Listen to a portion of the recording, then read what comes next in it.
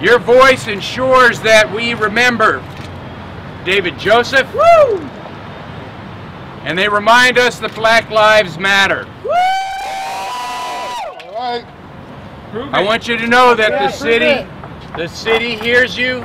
Do you? And the country hears you.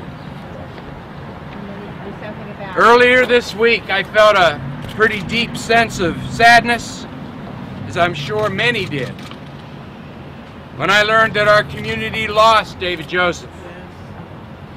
Because the loss of any young person's life is disheartening. It's tragic, regardless of the circumstances. And nothing we learn here out's going to change that. We mourn his loss, and my heart goes out to his loved ones and his family. And we are working to make sure that we take the appropriate next steps in action.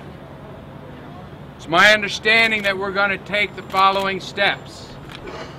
And quite frankly, as I read the demands that were handed to me,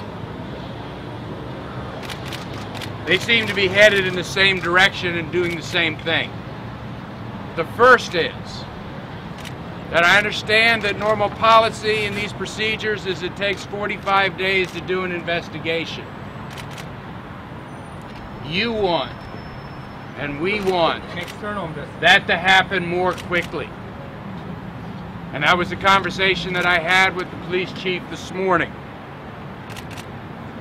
The second that we need to talk about is that if we do not have confidence in that short process, in that investigation, then we need to be ready to ask for other entities or parties for an independent investigation to come in. Yes. Do it now! Do it now! And all of us are going to be demanding speed with that initial investigation, and then we need to move forward. The question of policy and procedure is real important. And we need to have a review and audit of the policies that we have in this city, both with respect to mental health responses, and also with respect to our use of force. And both those have to be on our agenda, both as they were applied here and as how they sit on the books and policies that we have in this city.